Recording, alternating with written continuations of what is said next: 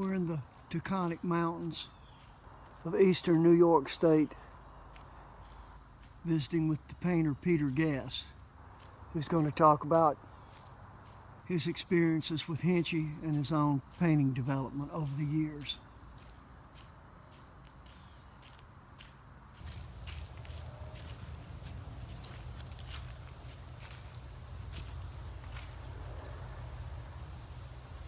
Oh my God.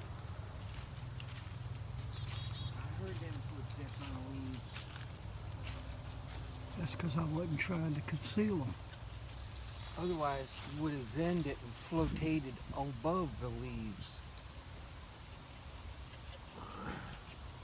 I'm a cubist modernist today. Wherever the hell they were.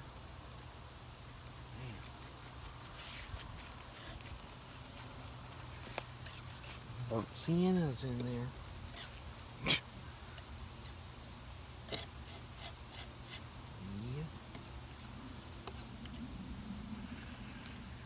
Alright, this is the biggest still life I did at the time, most ambitious. In a little bitty room with just double window like that in the room. That was my source of light, a double window like that. And just set up. I'm trying to think. On the back it probably says 1977, 1978. So it was the winter of 77, 78. I'd been up in that province town 6 summers, and of course doing everything that Henry directed me to do, as far as in the winter you do your still life studies, and so I was doing that and solving all the problems I could. Everything's a problem. Setting up. Spent time in the beginning drawing the composition, getting an idea in my head before I started what I wanted to do. But I approached it as a study and see how far I could develop it. Funny thing is, I entered this in a show in the National Academy of Design in New York, and it was rejected in the show, but when I went down to New York to pick it up, it was on the wall behind the secretary's desk. It looked mighty fine. She loved it. I said, well, why don't you buy it? Because it looked really good in her office. So they liked it enough to hang it on the wall. And at that time I was made my own frames. I hadn't been able to learn how to do gold leaf, so I used to do a casein tone. I'd make my own molding by hand, carved it all by hand. It's like Heidenreich frames that Heidenreich was doing at the time, so I was influenced by Heidenreich. And later on I'd learned how to do gold leaf, but anyway, this is 25 by 30, so for me it was pretty big, and Henry saw it, and Henry said, oh, that's a good one. He gave his approval, his okay on it. Yeah, that's a good one. So anyway, but I used to do every winter like Henry. See, I would do indoor still life, because that's where you learned. You increase your color vocabulary. You worked on your modeling problems, composition problems, everything, so that when you went outside, it helped your outside painting, and your outside painting helped your inside painting. It all goes together. And it's as many problems as you can do, the better off you are, because the more problems, the more you learn, and the more you learn, the more you can do, instead of limiting yourself. Peter, how about bringing that earlier still life out, the one that's a little chunkier and a little bit more studied and not quite so finessey at the end, and talk about that, please. That's one of the studies I did after I left. Let me see, I was in Provincetown summer of 75. Summer of 76 I was at home, and I decided I wanted to do some stuff on my own, and I wanted to do some bigger stuff without any interruptions or interference from all the people at the school. So I set up this bigger study, and wanted to see what I could do on a bigger scale, and just doing the same thing I did in Cape Cod, but trying to push it, always trying to go further. Never being satisfied with stopping at one point. I always see, like, what can I do next? How far can I go? So I did this big bottle. Well, and it's like, what if I put some cool notes in a light plane? Oh my God! But it's the sky reflection. They go, well, geez, that looks more like sun on it than if it was just a hot note, right? Because the sky is always reflecting down on everything as well as the sun. So I did that.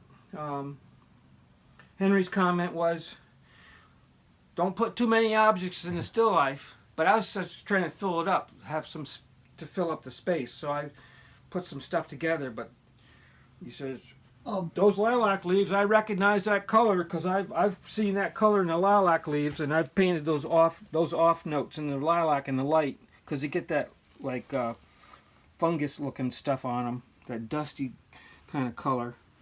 I was looking at these reflected lights up into the shadow of the figure's head and stuff. Yeah. Making some nice delicate colors on the arm and and all that. Yeah. But you still kept it very structural at this time with the large planes. Yep. And emphasizing the form more so than the finish. Right.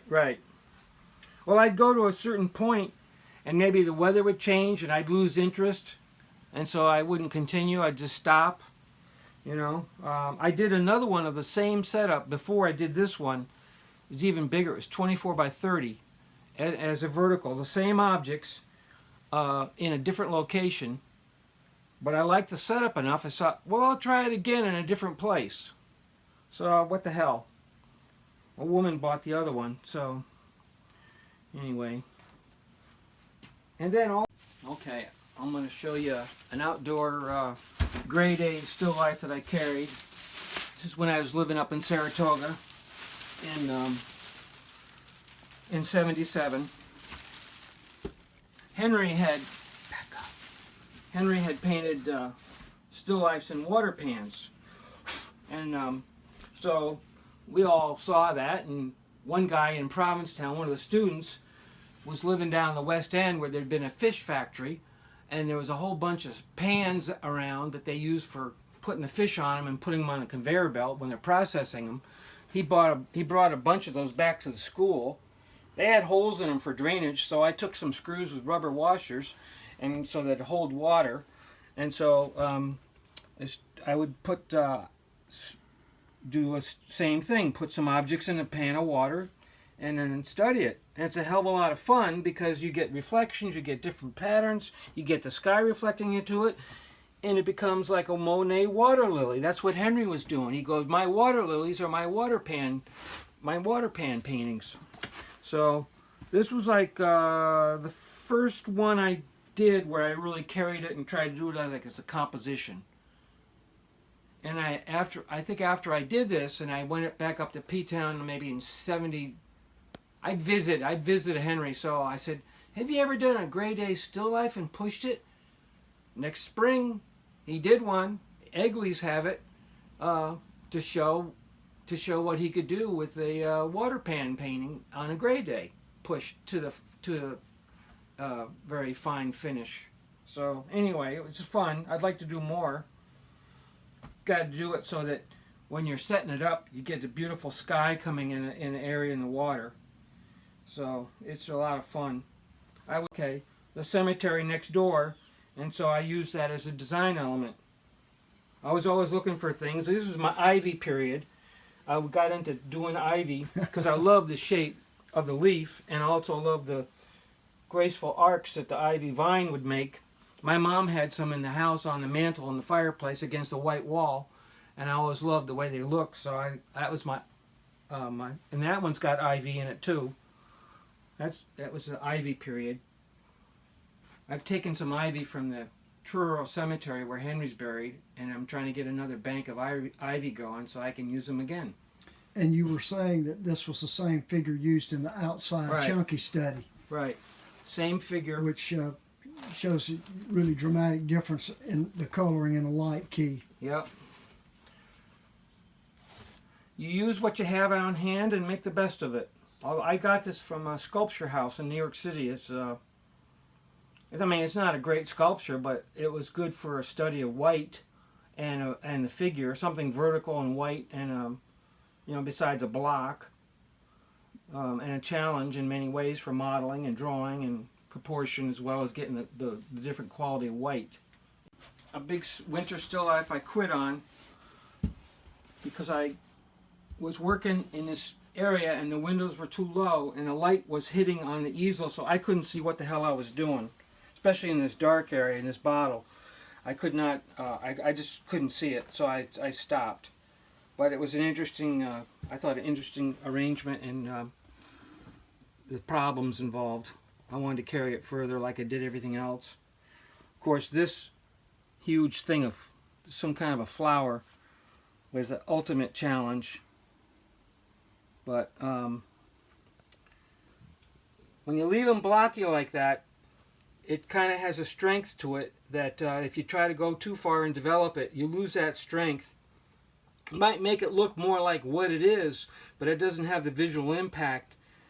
So in a way, I kind of like it at that stage, left blocky kind of. But it's Peter, talk about the problem of working in the real deep notes and the kind of challenge you have to deal with, because we can't make things black. No, because there's no black because the light's hovering over things.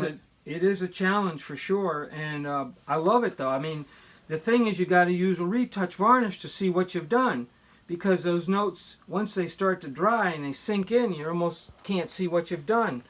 But it shows you with the colors what you can do, cross-mixing colors and pigments together to get those deep notes, but you still want them luminous and you want air in them.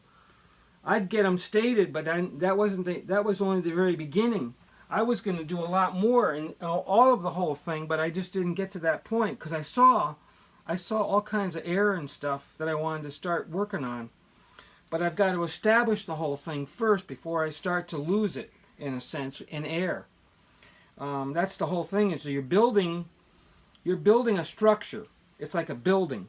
You're putting in a foundation and you're building on top of it. And if you don't have things in sequence in the right way, well established, it's going to fall apart. It's not going to work. So it's a building process with planes of color, thinking always in terms of recession and laying things down and getting things to go around and also starting out, what's the light key, what's the harmony of color I'm going to be working in. This was an indoor gray day, and so it's one step leads to another in a sequence, and it's all common sense, logic, and reasoning, but you got to be analytical. You can't just do emotional stuff. You have to be excited to do it. That's where the emotion is, the passion, but you've got to be analytical like a detective and ask questions. The whole process is questions. What's this doing? What's that compared to that? How does that, does that color too much like that color? How are they different? Constantly asking questions. That's the whole key to it. It's a lot of work. My brain would get fried every time. I mean, it's like a workout, and you just, you got to back off, Well, what's interesting is that even though you have the darkest object the furthest away, it doesn't fall into a black hole because you've already managed through those notes to show the air and light between your eye and the surface of the jug. Yep. I lost that jug last year. It was on a shelf, and the shelf crashed down and it broke. It was a jug I found in a house I was living in the basement. Had straw on it. I took the straw off, and it was a gem, an absolute gem. The top was hand-blown. Gorgeous bottle. But I'll have to find another one if Tommy doesn't get it first on the eBay or whatever. I'll have to beat him to it. I think he's bought every probably object on there that comes up. There's probably nothing left. No, I'm too broke. You're scouring the country, and probably the whole planet. Didn't you get stuff from Europe too? Oh yeah. Oh yeah. Not a problem. Oh yeah. He's empty. Okay, Peter, you've got this study you were working on in artificial light. Talk about that problem a little bit, please. All right. I was looking at a lot of Pushman's paintings that were put online at the time. So I was inspired by Pushman and his subject matter. And then Pushman worked a lot in artificial light. So I thought, what the hell? Why don't I do something a little different than just painting daylight all the time? It's a different key. And see if I can capture the key of artificial light, incandescent bulb. And so I set this up, and I put out extra colors on my palette that I thought would help me to get that warm golden kind of key. So I had like raw sienna and oh god, I forget what else. A bunch of colors. I had Mars yellow, gold, yellow ochre, whatever. And so I had started this with a brush, set it up, started with a brush, and started going back into it with a knife, because with a knife you get much more clarity and precision. And again, I had put this impossible bouquet of weeds that I found down in Richmond, Virginia, or Norfolk, Virginia. But I in blocking it, again, I like it like this instead if I had carried it further, get it all fuzzy looking and everything. So it has a strength to it. This vase, people might go, what the hell is that? It was a vase that was left at Malden Bridge that somebody brought, and they put it in the school yard sale. It's Art Deco, and it was thick glass that had been cut at angles. And I thought it was really interesting. Glen Graffem saw it, and he said it's probably worth $200. And so I thought, what a great object. And then to play, you see, it's always what I learned from Henry. If you look at his still lifes, the way he plays shapes off of shapes, the way he leads your eye around, and he relates a shape to a shape, so that everything looks like it's all part of a puzzle that goes together and is a unit and makes a statement in the design and color, and plus the subject matter, because these are kind of related subject matter wise. These were these cheap Tang Dynasty knockoffs that they were sending out of China at the time at the dollar store. And at the time, the woman that was living here with me, she bought I think she bought everything they had in the store on the shelf, and would bring them home. And I thought, what great little objects for using in still life. It doesn't matter. It doesn't have to be museum quality, because if it's in paint, you're not going to know anyway. But anyway, this was like a dark navy blue piece of velvet. And of course, with the light on it, you see, my perception of the colors, I just put them down as I saw them.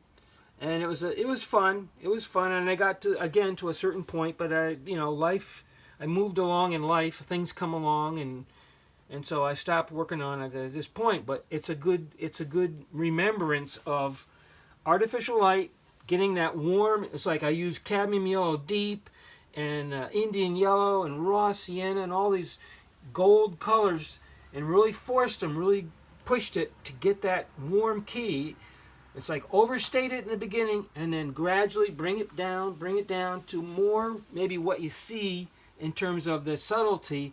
But if you don't get the strength in the beginning, it's not going to happen later, because the tendency is always to go from strong to less strong, or colored to less colored, as you develop and work on things. That was a lesson Henry was always driving. Overdo it at the beginning. That's what he always wanted us to get: the strength of the note, get the strength of everything, the composition. Keep it simple, masses only. Don't try to develop it too fast. One problem is, one of the lessons was, keep your color crude, but keep your drawing crude too. In other words, don't let your drawing get ahead of your color development in the painting, because once you get that drawing nailed down, you're not going to want to lose it, and you're going to tighten up. And when you tighten up and you're thinking about drawing, then you're not going to feel free with the color. So it's a process of evolving together. So as you put down the big notes in the biggest way, the drawing is simplified. So as the color areas develop, the drawing develops automatically as you're refining the color notes. The color notes are expressing the planes, the light key, where it is in the picture plane, if it's set back from the picture plane, all with color notes. So their drawing emerges automatically as you're developing the painting. It's not like you draw it in and then fill it in like a coloring book, as Henry used to say. It's a process. It's almost organic. Anyway, you get the halations with artificial light because it's such a strong concentrated light, and if you have a dark background, you see that reflected light coming off of things. And get that relationships, and then it starts to look lifelike, and it starts to look like energy, and it starts to look like it glows. It doesn't look like paint, it looks like light. That's the whole thing I always want to do, is get it to look like light first, and then, and you happen to notice it's paint. Peter, talk a little bit about these water pan paintings. One of them you did in Provincetown. I did them both in Provincetown. Okay. And this one was a summer of '74. At the end, when everyone was gone, I could have some privacy and concentration. And I started, I think, in late August, and it was in this place that nobody painted in the afternoon. School was really crowded, so I picked it as nobody was there. And I thought, what if I tackle the full light problem? So at the time, I was inspired by a painting that Henry had done of a Chianti bottle on a table that John Eversberger has. I love that painting and the way he did that Chianti bottle. So there was a Chianti bottle on the shelf at the school. So I went through my Chianti bottle period. and I collected ginger jars. I was into the ginger jar thing because of Henry painting ginger jars, and they were just absolutely beautiful. And of course the Mexican glass from the Mexican shop down the street. We'd go there first thing when I got to P-Town before everybody bought the other stuff up.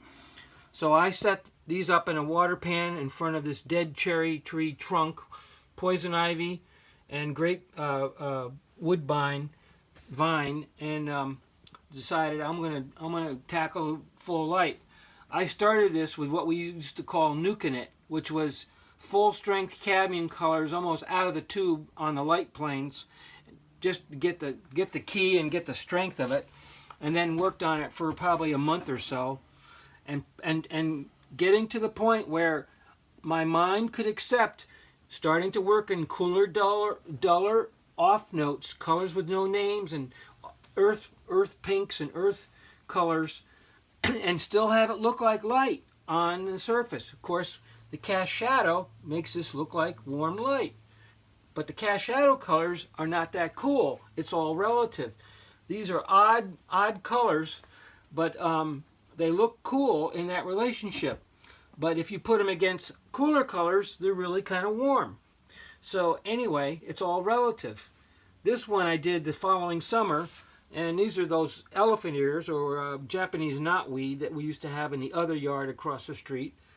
But I set this up, and it was kind of hazy mornings, and so I wanted to see what I could do with that. And so I got this far. Again, the Chianti bottle theme in water.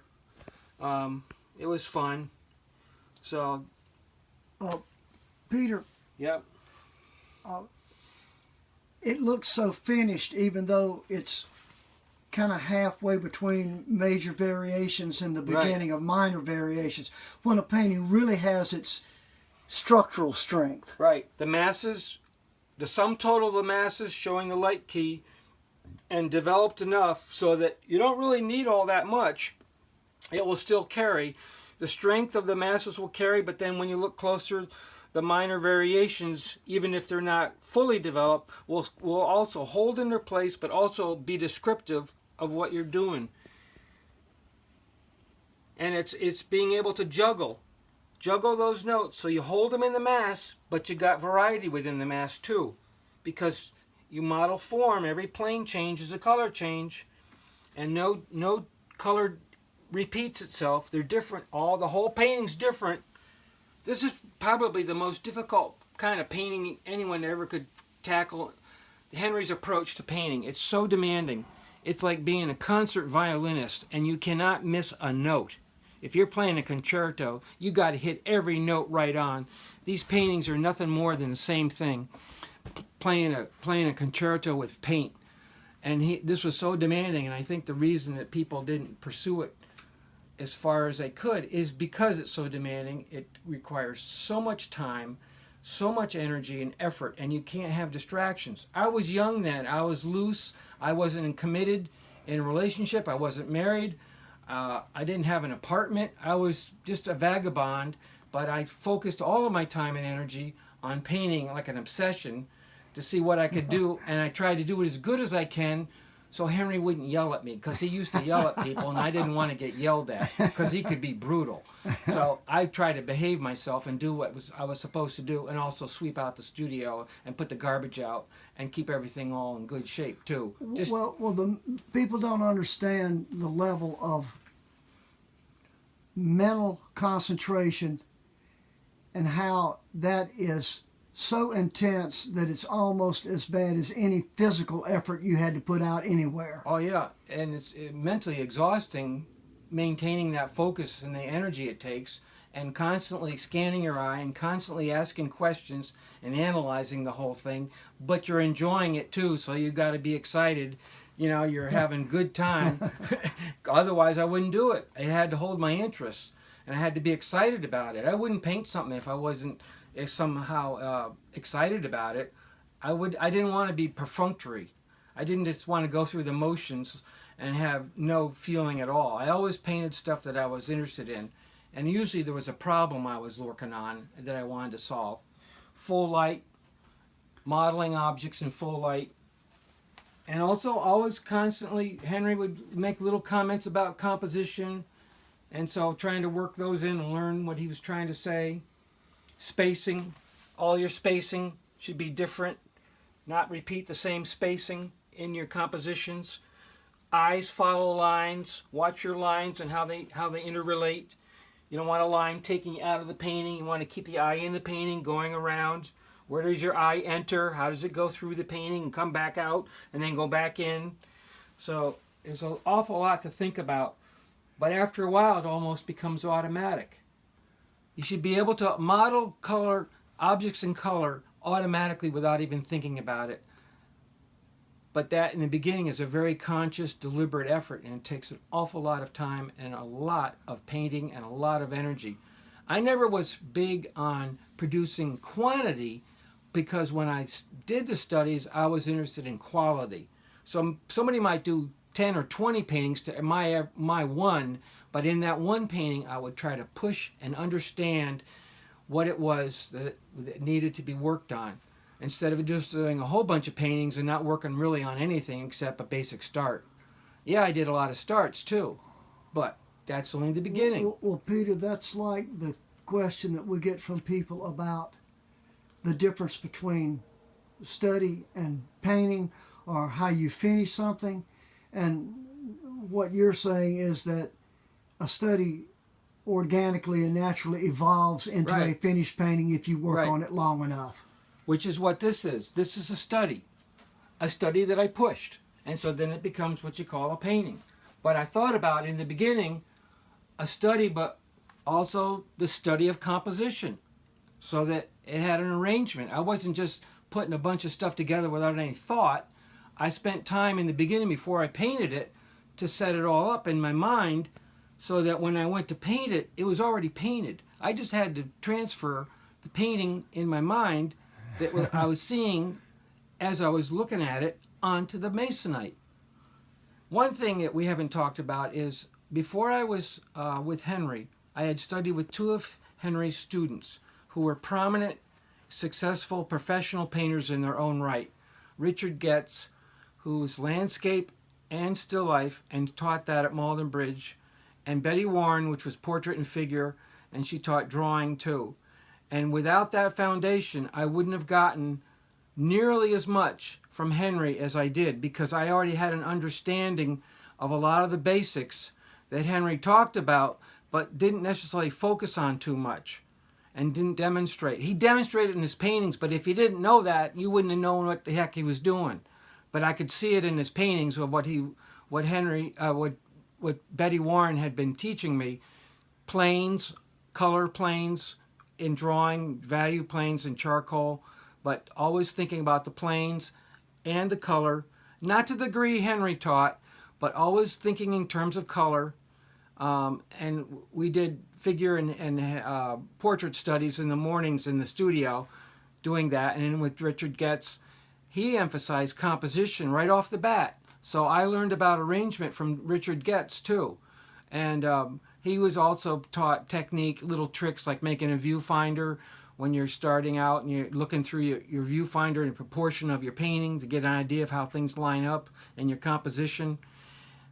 Henry never talked about that kind of thing, but he was big into technique. He was a technician, so he would give little tips about painting. A lot of the stuff I never did. He was into dry brush and all, and scumbling. I learned from Henry just direct painting with a knife. Betty had us painting with a knife too. We did paint with brushes, but also Betty advocated using a knife. And I did some knife work at Malden Bridge, but it was awkward and clumsy. And then when I went to Provincetown, it was like, no brushes, do away with the brushes. All you got is a knife. And it's like you feel like a savage with this barbaric tool.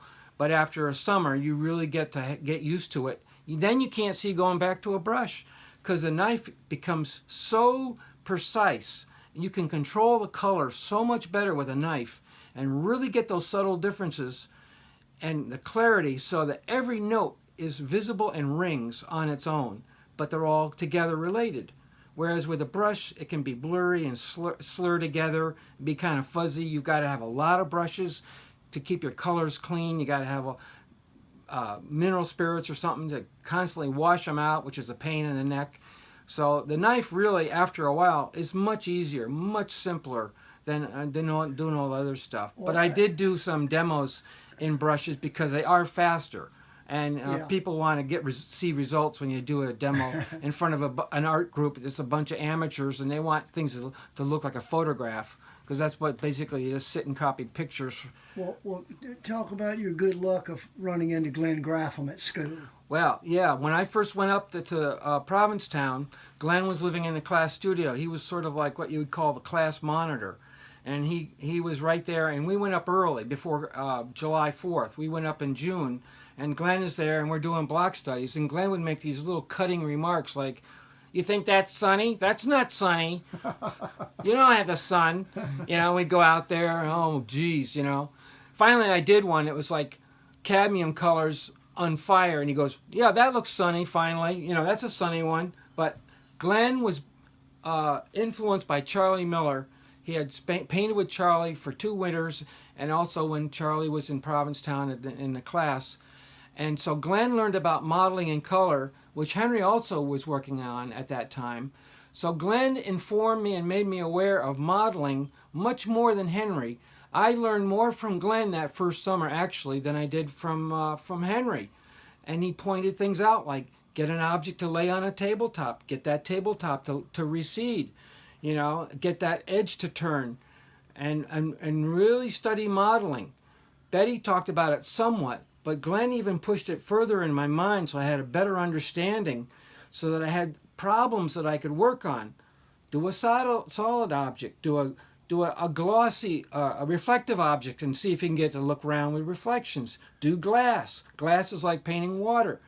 Get the outside surface round, but also indicate the backside of it and the reflections of it, but hold it all in its planes and masses so that it looks like glass with light on it hitting the outside surface with reflections.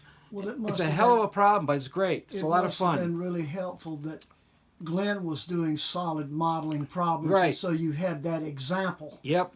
I have studies of Glenn's here. You want me to pull them out?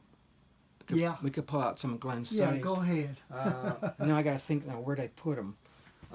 They're in these drawers because I have some of his indoor studies, his outdoor studies.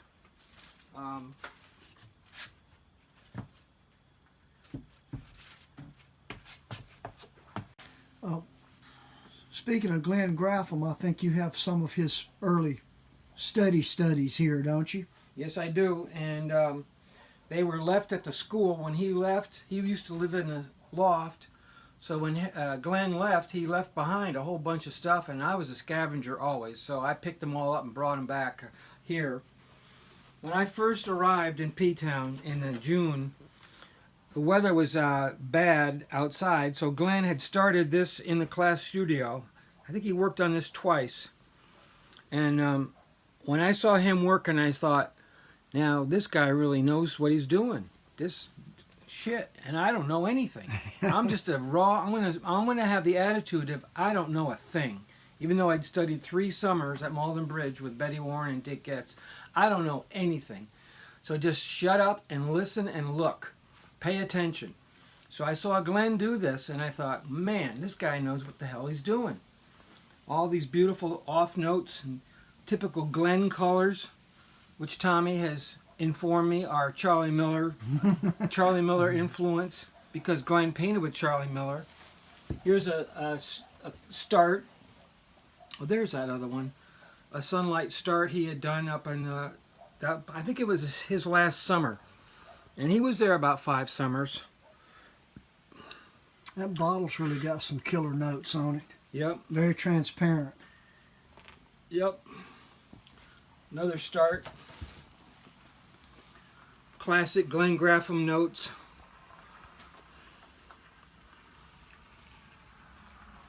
Yep. And then of course Glen did more starts that he would develop when he was with Charlie Miller, and the focus was on modeling in color in a light key. And these are good examples of the planes of color in the mass in the light key. There's another one. He got his money's worth out of the masonite, used both sides. Yep. Yep. But when you do indoor painting, you get into all kinds of beautiful, weird colors that you don't really, maybe you'd see it outside in a gray day, but indoors, where it's more easy to study over a period of time, length of time, it's really fun to explore those notes. There's the light on it better. Yep. Colors with no name. All over the place. That's the whole idea, folks. Here's another one that ended up in one of Henry's paintings in the background of a still life, and you can see this rose-colored spout in Henry's painting. He went upstairs, he saw this up there in the loft, and he grabbed it. He says, I think I'll use that in the background of the painting that I'm working on. And then this one is another start. There's a problem of a green bottle. Yeah, this has a lot more variety in it than the camera will pick up, that's for sure. And look at this beautiful halation coming off that edge there. Yep. Some people don't believe there's such thing as a halation. They're all over the place. The whole damn planet's an halation with the sun hitting the surface of the earth and bouncing back into the space. So, those are Glen's studies. It's good. It's good to see where everybody started in all this. Right. The fundamentals of everything. Yep. I think Henry even said, the whole point is you spend your whole life trying to perfect the fundamentals. Yep. We also have a few of Frank Morgan's studies from the school. Yep. Frank was, I grew up with Frank in high school, and so we studied at Malden Bridge together under Betty Warren and Richard Getz, and then Frank went one summer to Provincetown and studied with Henry. Here's a Provincetown start of his, a sunny day start, really strong. It's like maybe geraniums or something in a flower pot with a white pan behind it. Good and strong. And then we painted in a studio that I had there where we lived in one winter, and he did this, I believe he worked on that once, a one-shot start, which is a really good study. Good off notes, everything holds, the masses are well stated. You got a feeling of the indoor cloudy day light. Very, very well stated. And this outdoor one seems fairly refined on his notes. I don't know if Frank did this. It almost was like Pat did that. Somebody did that. I don't know who did that, but I thought it was a good start. It's a little, it's not heavy-handed enough to be Pat's. Maybe Frank did this one too. And then Frank did some house studies because we'd go down around town, like down Fishburne Court, and see the way he's simplified it into the big patterns, geometric shapes of just light and shade, and getting the overall feeling of the key of the day, the afternoon. He pitched it up pretty high. He's got some beautiful notes. Yeah. The colors with no name, gorgeous, beautifully related color areas. Strong, simple, but they read, but they're also subtle. It's a beautiful study. Yeah, it's like somebody likes to say, you know, a lot of people never got out of the overcolored stage or that raw colored stage. Yeah. Well, it just shows you can get on up and get more refined and get more off, and it still appear very colored. Yep. Here's a bush, and he's got it into just simple color planes, big planes on the bush. That's what Henry wanted us to do in the beginning. If you're going to do a landscape, go out and do some houses or street scene, he called it. But mix the greenery in with some buildings. But just don't start off doing all greenery because it's overwhelming. Mix it in with something that's easily seen and can be easily studied. And then play this off of this to get the differences. And learn your color vocabulary of starting to mix different kinds of colors that you normally maybe wouldn't get in a still life or whatever. But it's all about learning what you're seeing and how to organize it in your mind. Yeah, this is one of your Spring warm, just a spring warm up, one shot. In planes. Yeah, planes, but also trying to get that spring light. Yep. Okay, everybody's got to start somewhere. So when I was at Hartford Art School, they set up stuff, and I was in the painting class, so I had to do something. Usually, I didn't like what they set up, so this was a couple of artificial lamps on an easel, artificial light on the still that they set up. So I decided that was more interesting than what they had. And this was before Henry. This is BH. So I had studied at Malden Bridge 3 summers. So I was going on what I'd learned there, trying to do the best I could. And this was all brush, and trying to do all the things that I had learned from them as far as composition, modeling, drawing. Like here's this easel in the foreground, but I think I did pretty good in getting this easel and this one to stay back because I'm getting the air in front of it. I was aware of some of that stuff, but not to the same degree as later. But I was on my way to starting to do it. So anyway, the instructor at the time thought it was pretty good, and they hung it up in the hall. He came over to me and he said, well, somebody said something about my painting, and the instructor, who was Rudolf Zallinger, he was a famous illustrator who did huge murals for National Geographic. He said, well, he's going to be a painter. Because he could see that I knew something. Wasn't just like the rest of them. I had an inclination of something. Anyway, then when I was on my own in the winters at home, I did these really dark paintings, but to me it wasn't dark. To me it looked normal in my bedroom, but that's the dark Albany light on the cloudy days. So that was an indoor gray day I did at home, set it up in my bedroom, and took it to Provincetown, and that's what Henry's comment was, it's dark in Albany in the winter. But anyway, I did it the way I saw it. That was just a really nice red metal enamel can that my mother got somewhere, and I thought, what a great color problem. And then with that patterned background bedspread that one of the guys who stayed up in the class studio left behind, and I thought, yeah, that's an unbelievable piece of drapery. What year was this? Oh God, probably 70, could have been 72, maybe. Something like that. And it started out as a 24 by 28, but Glen Graffem liked it so much, I left it with him, and he trimmed the bottom off. He trimmed off an inch or two off the bottom. Thought it was compositionally better. Recomposed it. Yeah, with the saw. With the table saw, yeah. I've done that on my paintings, you know. Yep. So when Britt starts doing it, he keeps cutting off of it till there's nothing left but a 2-inch square. So at least Glenn didn't do that. Yeah. But I thought, when I look at this, it's got some really nice notes. Really nice notes of subtle colors. Well, I like the modeling on that enamel pan a whole lot. Yeah. Myself. Okay, now this other one, how many years later is this? So this was in, this is after I'd been back at the Cape, I believe.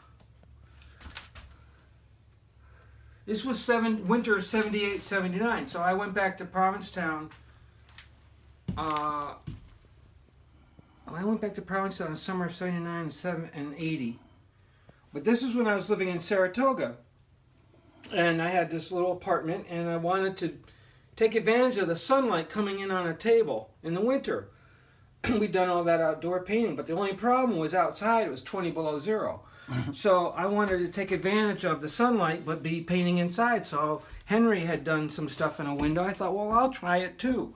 So I came up with this little arrangement, which was a hell of a lot of fun. And what you can do, and that's the thing is, you got to make the best of where you are and what you got at hand, and use your imagination and play around and come up with some interesting ideas. What was that you were saying that Henry said people just don't have any imagination anymore? He was wondering why he didn't see more imagination in the students' work. Where's the imagination? He says you got to have an imagination if you're going to do this. You got to be inventive. You got to come up with different kinds of arrangements and compositions and ideas. And he just thought, like, where is it? I don't see it that much in the students. Yeah, you're learning the language of painting, and you want to learn your vocabulary, and so you have something to communicate with. But then, what are you going to say? You got to say something. What are you interested in? What is your attention geared toward?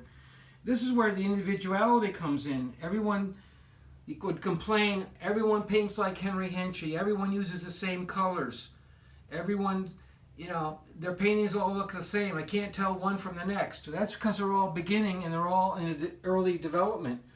But if they had pursued it and carried on with it, their individuality comes forward over time. The way you compose, the subject matter you choose, your spacing, your design, the way you put the paint on with whatever you're using, a brush or a knife or your finger or a lawnmower, whatever you're using. It all begins to become yours. Even though it's based on what you learned, the fundamentals. It's like you can hear two guitar players playing different songs and they sound different, but they're both playing scales. They're both playing notes, the same note sometimes, but the songs are entirely different. Well, it's the same with painting. Your individuality comes later, and it's real personal. And sometimes you're not aware of it until you get a lot of your work together, and then you start to see a pattern develop and you go, oh, that's recognizable as my work. Whereas when you're at the school and you're doing your studies, nothing stands out much because you're all struggling trying to do the same thing, which is basically learning the scales and learning the grammar. That all goes back also to Henry saying that their study and their performance, and don't confuse the two. But don't try to do performance before you've done your study. Mm-hmm. Just keep studying, and the performance comes gradually, automatically, if you just continue with the study. That's the key, the study. And play the game for real. Don't just slough off or just push stuff out. Really got to study stuff if you really want to learn it. And that means your failures, that's how you learn. Yeah, I got discouraged. Yeah, I got depressed. But for some reason, I didn't have anything better else to do, so I kept doing this. Until you kind of cross a threshold. As Henry said, it takes a long time to get consistent. You get glimpses in the beginning here and there, and you go, oh, and that kind of keeps you going. And then you do a bunch of stuff and you want to sand it down and gesso it over. But eventually, if you stick with it, and you do it intelligently, and you study hard, and enjoy yourself so you're not killing yourself, it comes. But it's not easy, and I think one of the reasons you haven't seen many people go on and develop is it's a lot of hard work, period. It's hard work. This is not, oh, I'm a Sunday painter and I'm just having fun as a hobby tickling and painting. No, this is serious, hard work, and you're playing for keeps. And you don't look at your local guys who are doing a bunch of mediocre work. You go to the museums, or you look at the best of the best of the best. That's what Hawthorne said. Look at the best. Don't look at your fellow painters. Look at the good stuff, the best stuff, and shoot your aim high, shoot your goals high. They were just human beings like you, and look what they achieved. So there's no reason why other people can't do the same thing or even surpass it, because we have additional knowledge, which Henry passed on to us. That's the whole thing. Henry surpassed a lot of those early guys because he added the color. Well, he's not the only human being on earth that could do that. Anyone can do it if they apply themselves and they're interested enough and they care enough and they cultivate themselves, cultivate their knowledge, cultivate their imagination, cultivate their creativity. So, anyway, that's all I got to say.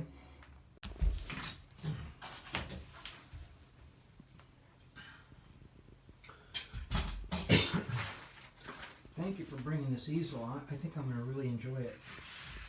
I think it's going to make some things a lot easier. I used to have that metal easel in P-Town that Glenn gave me, and I fixed it up, and I used an old lunchbox from first grade, and I carried my paints in a lunchbox. But those stand-right easels had 3 pieces of metal coming in the middle with a little round thing. Yeah. And I could set the paint box right in the middle on the flat part. So, Peter, talk about these starts, landscape starts from this week, if you would. Well,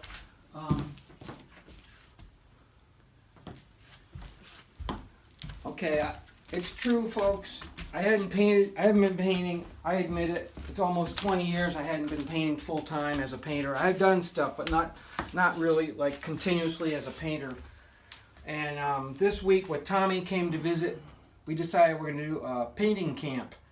And so it's time to get busy, time to jump in the pool and get at it again. So I did these 2 starts a couple days ago. That one was yesterday, that was the day before.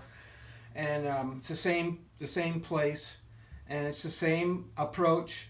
Big areas of color, masses of color, essence of the light, whatever it is. It's a gray day, it's a sunny afternoon. Just stated in the most basic, raw, big areas, and make patterns and shapes. Keep it simple, and just make everything into a pattern of a block of color.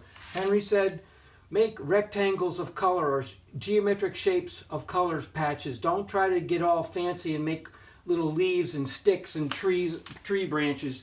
Simplify it into the big basic geometric shapes.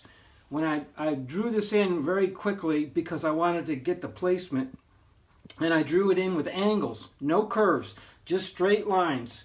It has more strength, it's easier to do, but it carries so much more punch to it than if you try to get an accurate drawing, because I'm not worried about that right now. As I work on these, it will all come naturally by itself. The drawing will emerge as the color spots develop, but I'm not going to try to, because it's so basic and raw. I'm going to probably end up moving stuff around anyway, and that's okay. And these I did earlier as a start.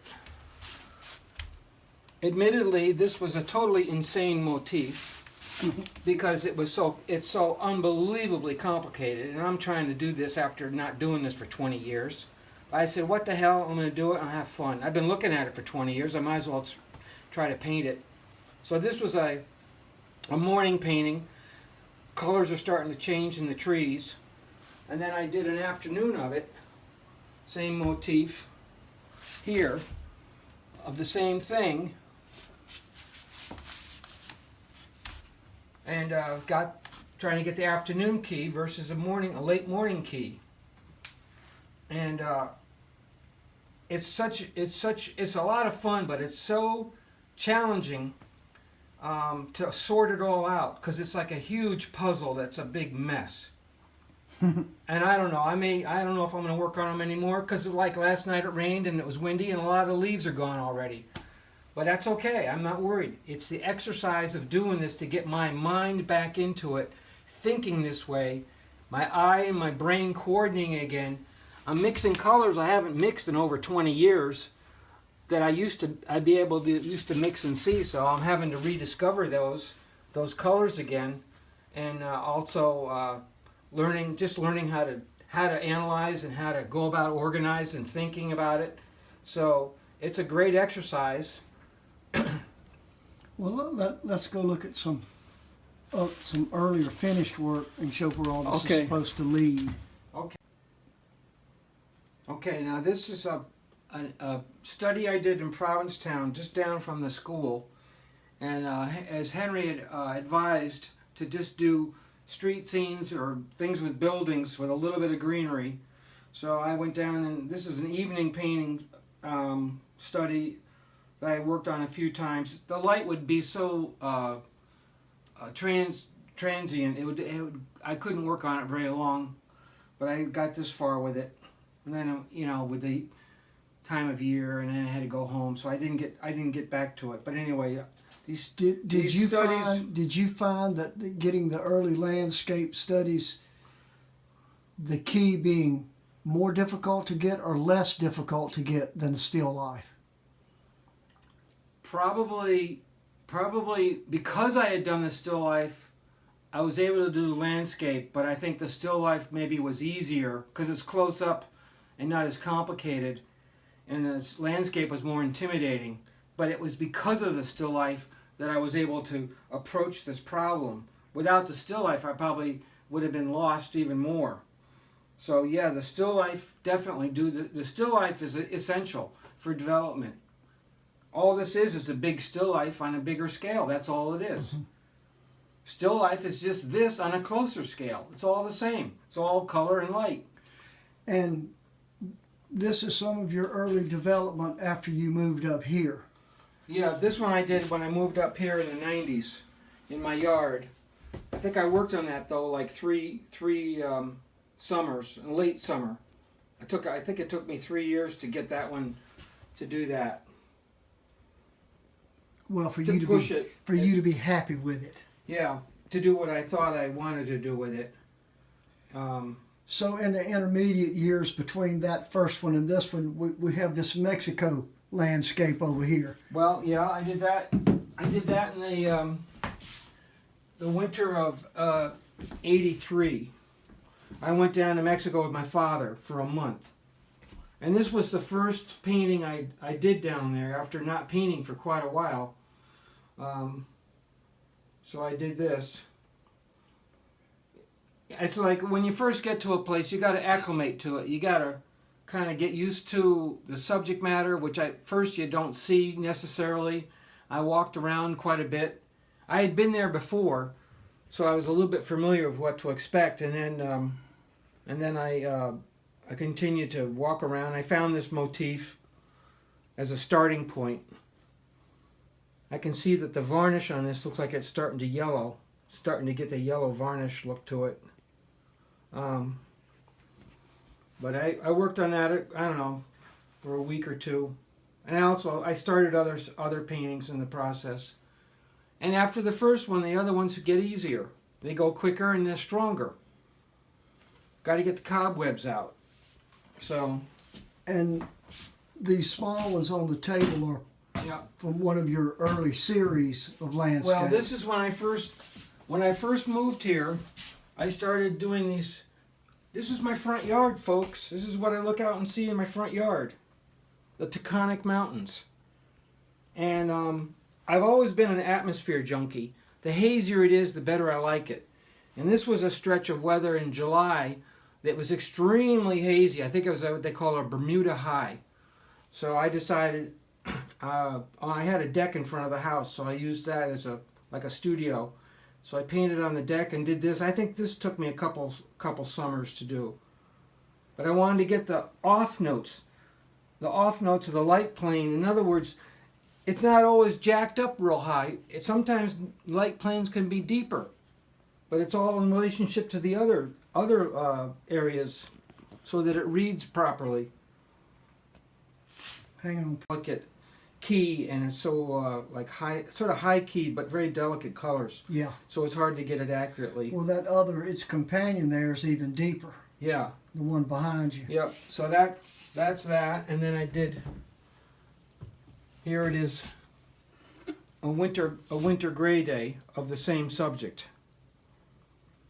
About the same time period, and I spent 2 winters on this outside on the deck when it was warmer. The days were warmer. There was no snow.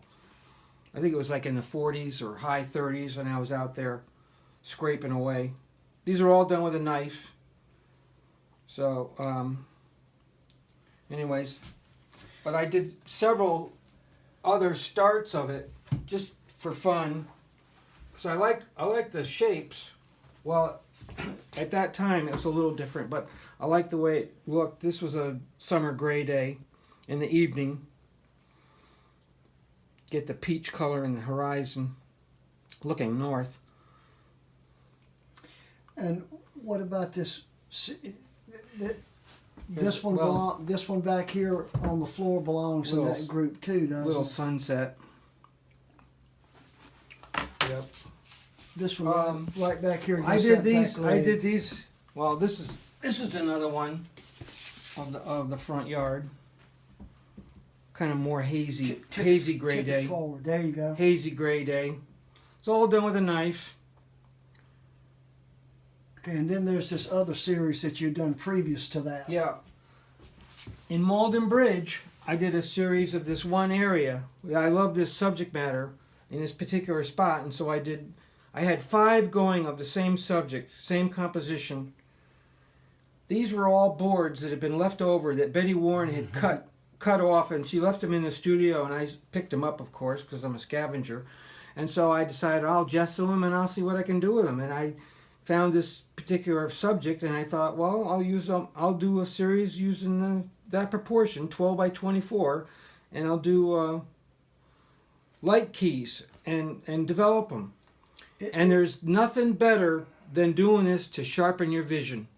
If you do the same motif in different light keys, this is how you really, really sharpen your vision and get more accurate in your notes. Because it's all your brain comparing. And you compare one thing to another in your brain mentally, and you're like, well, yesterday it looked like this, and now it looks like this. This was in the autumn when the sumac, this was sumac in the foreground that had gone that sumac red. Tip it forward a little bit. There you go. And this group up here on the wall were done before these were done. They're back to Bridge. This was done after. I think that was done after. They were sort of, I was juggling them all at the same time in about a 5-year period. Let me go get the other one of this. It's in the bedroom.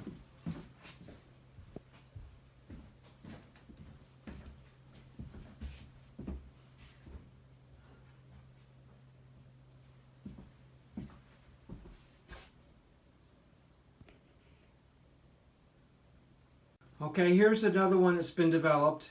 It's a hazy summer evening after the daytime temperature was in the 90s, so there was a lot of humidity. And I worked on this on a series of, 3 or 4 summers. And get the key, get the variations within the key. And I've done another one that I can't find it. I put it somewhere in the house upstairs. I don't know where it is, but it's the same thing in a summer kind of hazy gray day, so it's completely different colors. That's called old age, Peter. We're hiding stuff from ourselves. That's right. I had it out not too long ago, but I don't know where I put it. I don't think anybody stole it. Maybe they did. I hope they enjoy it if they got it. But anyway, well, you can mention the fact that you made all these nice frames yourself also. All these years. Well, Mr. Thurman and I both make our own frames, because we're so concerned with the way they appear. And when you make a beautiful frame, or let's say make your own frame and you do a good job, or try to do a good job, it makes your work unique. It helps set it off. You put this in a gallery, this presentation makes it stand out from all the other work with those commercial frames that everyone uses. Well, yeah, you want the frame to be in harmony with your light key. Set it off to its best advantage. Yeah. Now this format here, Henry used to use this only with linen on it that a guy in Provincetown made. And then when I went to see Tommy in Mississippi in 1985, he was doing this, but he was painting the mat instead of putting linen on it, and he was using different colors to set off the paintings. So I thought, I'll do this. I'll copy Tommy. I made a slight difference in the actual molding, but that doesn't matter. It's just my own little thing. But it's a very contemporary, attractive presentation instead of those frames that either make it look cheap or make it look old-fashioned. And it's extremely neutral. It doesn't take away from the painting. Right. That's the main thing. Yep. Now, in the Impressionists, Degas and Seurat and some of the others were already doing this kind of a format in presenting their work to get away from those French Louis XIV frames that the gallery people wanted to put on everything, which really dates the paintings. If you took the Monets and took the frames off and put a frame like this on them, the paintings would lose 100 years and look like you did them yesterday or today. Peter, say something about your big rocky stream painting up there. Well, I did a series of stream paintings when I was in Malden Bridge. This is the Kinderhook Stream, and I love going here. It was a beautiful spot. We used to swim right here. This was a swimming hole. We used to get in the water and swim. Actually, you could just lay in there and the water would run over you. But I always wanted to return there because I went there when I was in Malden Bridge, and I always wanted to come back and paint it. And the people that owned the property let me drive my van right down, because there's a little road, and I could drive my van right down there and set up. And because this was big and heavy, and with all the other stuff I was carrying, it was a lot of work. So I did a series of stream paintings, and this was the final one I did. And I spent 5 summers on this, working on this thing, because this condition wouldn't come along too often.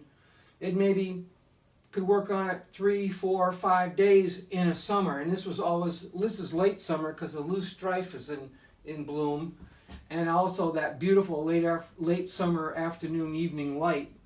So I worked on this, and it's all knife, all done with a knife, and it was a real challenge. I remember I kind of did this in one session, almost like a one shot in this one area, and I looked at it and I go, don't touch it, leave it.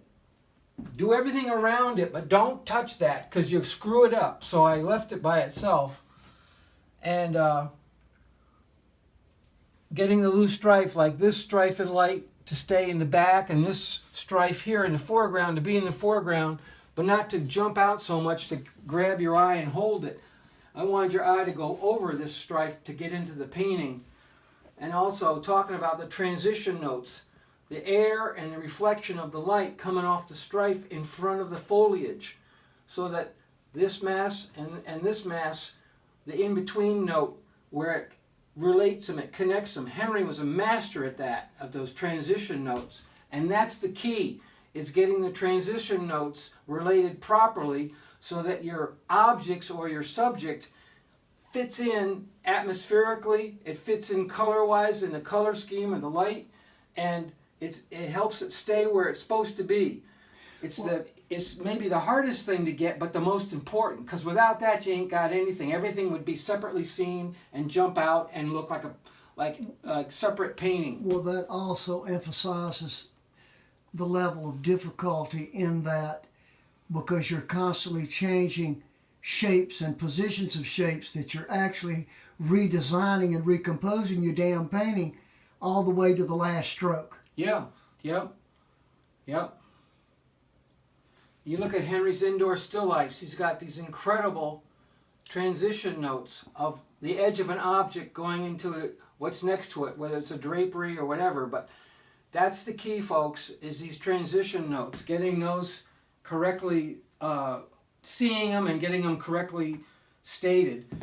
If you were looking into this, you'd see it, the darkness of it, but it would be way too dark. You've got to focus on what is the color in front of that dark.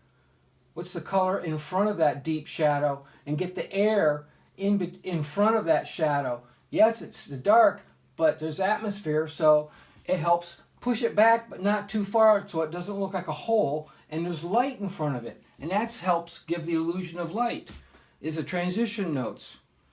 And this is my favorite area, because these colors were the most beautiful and the most fun to paint. Those off notes, this beautiful purple bluish kind of violet shadow here with these off notes of these trees. I think they remember a type of willow or something going along the water. But that was a lot of fun doing that. I had done the whole thing, and I thought, it needs something. And I went back and I go, oh yeah, there's these little weeds, which was loose strife, that were growing in the crevices of the rock, catching the light. And I just put them in at the end. And it's like, that's the difference. It made all the difference. It's like, yep, getting the glare of the water and the color of the water on the bottom of the rock that it's going over, and then the light on the surface. This is from painting still life and painting objects in water. It's the same problem. It's just colors on planes. Planes of shapes of color. Any final remarks you want to make about Henry or Henry's teaching, or anything you think that's extremely important for people to understand? Well, there's nobody like Henry. Henry was a giant in the painting history, and what Henry was able to give us, it's immeasurable, because what he was doing, I learned more from looking at Henry paint his demonstrations and looking at his finished work. Sometimes I couldn't actually understand what he was saying because he mumbled, but what he demonstrated in paint, nobody to that degree has ever gone past that. I mean, nobody in history, but he based it all on the cumulative knowledge of the history of painting, of the best, and built on it and built on it. And he was very hard on himself. He pushed himself and pushed himself, and he showed you that if you stuck with his system, where it could lead, where you could go from beginning to a more refinement. And you could do things in between too, like this little one shot that I did probably in 5 or 10 minutes while the sun was going down one night, and I quickly grabbed a board and just threw the painting on there. Almost didn't have time to even look at the paint or even think about it. I couldn't think about it. And I just threw it on there. I just grabbed the colors off the palette and just threw them on there, and didn't even know what I had, because by the time I got home it was dark out. I didn't see it till the next day in daylight, and I go, oh, that ain't half bad. That's a hell of a lot of fun. That's from painting all these studies over the years, so you can almost grab stuff without even looking at it, like when you see a guitar player putting his fingers in the right place and he's not even looking at his hands. That's how good you can get with the colors. You just grab them automatically and it happens. Here's a little study that I don't know if we got this before, but I was painting upstairs working on something. I looked out the window and it was snowing out, and there was a barn behind the house up on the hill, and I said, I've always wanted to paint snow, a snowstorm. So I worked on this twice. Eventually the barn fell down from the snow because of the weight of it on the roof, and they never took care of the building, so it was in bad shape. But this was a lot of fun, even as I got this far. Different kind of color harmony. I love Monet's fog paintings. I love Tommy's fog paintings. Yep.